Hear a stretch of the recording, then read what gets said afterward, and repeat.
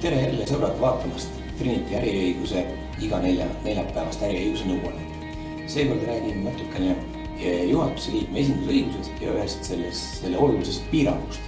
Me teame kõik, et juhatus võib esindada ühingut kõikides tehingutes, aga kehtib üks oluline piirang, mille nõuete vastu tihti eksitakse ja pärast ollakse suures jamas. Nimelt, seadus ütleb seda, et osaühingu ja juhatuse liikme vahel tehtud tehing on tühine, välja arvatud igapäevase majandustegevuse raames ja turuhinnaga tehtud tehingud.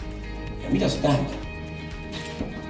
Riigikohus on mitmel korral öelnud, et esiteks tuleb seda tõlgendada palju laiemalt. Siin ei mõelda ainult tehinguid juhatuse liikmega, vaid kõikide nendega, kes on juhatuse liikmega kuidagi seotud ja omab temaga majanduslikult samaväärset huvi või sarnast huvi.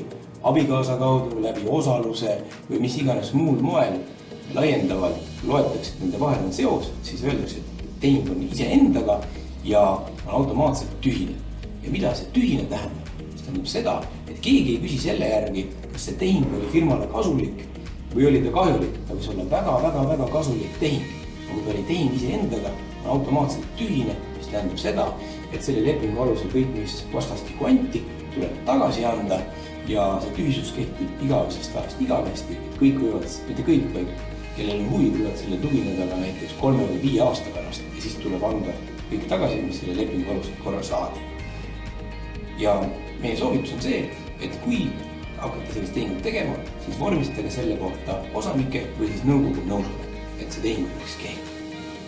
Kuulake meid jälle järgmine neljapäeval, kui küsimus lükake meie